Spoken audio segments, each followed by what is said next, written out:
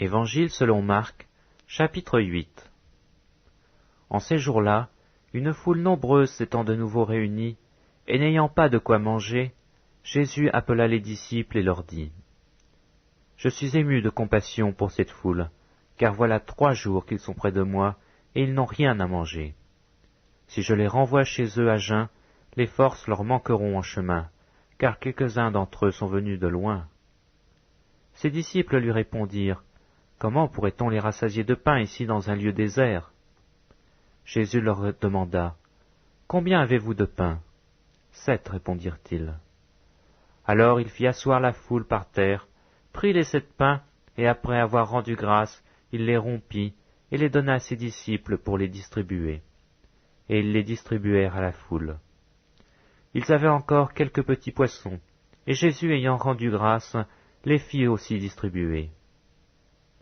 Ils mangèrent et furent rassasiés, et l'on emporta 7 corbeilles pleines des morceaux qui restaient.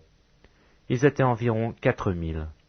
Ensuite, Jésus les renvoya. Aussitôt, il monta dans la barque avec ses disciples, et se rendit dans la contrée de Dalmanuta. Les pharisiens survinrent et se mirent à discuter avec Jésus, et pour l'éprouver, lui demandèrent un signe venant du ciel. Jésus, soupirant profondément en son esprit, dit : « Pourquoi cette génération demande-t-elle un signe ? Je vous le dis en vérité, il ne sera point donné de signe à cette génération. » Puis il les quitta et remonta dans la barque pour passer à l'autre bord. Les disciples avaient oublié de prendre des pains. Il n'en avait qu'un seul avec eux dans la barque.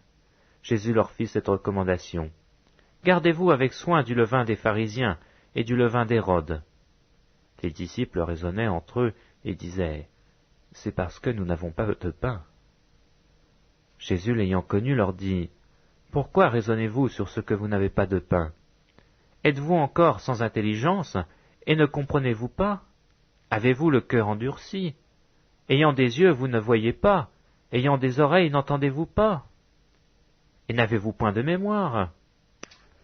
Quand j'ai rompu les 5 pains pour les 5000 hommes, combien de paniers pleins de morceaux avez-vous emportés ? 12, lui répondirent-ils. Et quand j'ai rompu les 7 pains pour les 4000 hommes, combien de corbeilles pleines de morceaux avez-vous emportés ? 7, répondirent-ils. Et il leur dit : Ne comprenez-vous pas encore ? Ils se rendirent à Bethsaïda, et on amena vers Jésus un aveugle, qu'on le pria de toucher. Il prit l'aveugle par la main, et le conduisit hors du village. Puis il lui mit de la salive sur les yeux, lui imposa les mains, et lui demanda s'il voyait quelque chose.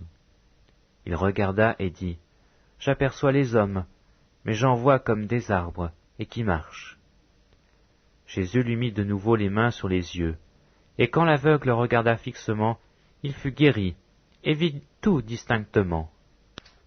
Alors Jésus le renvoya dans sa maison, en disant : « N'entre pas au village. » Jésus s'en alla avec ses disciples, dans les villages de Césarée de Philippe, et il leur fit en chemin cette question : « Qui dit-on que je suis ?»